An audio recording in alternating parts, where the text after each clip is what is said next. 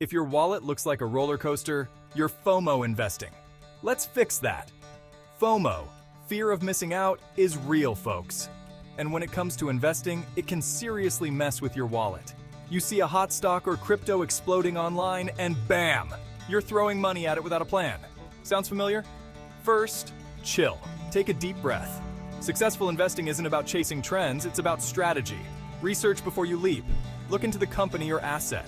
Check the fundamentals. Second, set clear goals. Define what you want from your investments. Long-term growth, quick gains. Knowing your goals helps you stay grounded. Finally, diversify.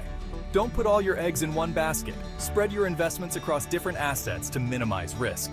Remember, friends, investing is a marathon, not a sprint. Beat FOMO by staying informed, setting goals, and diversifying. Your future self will thank you.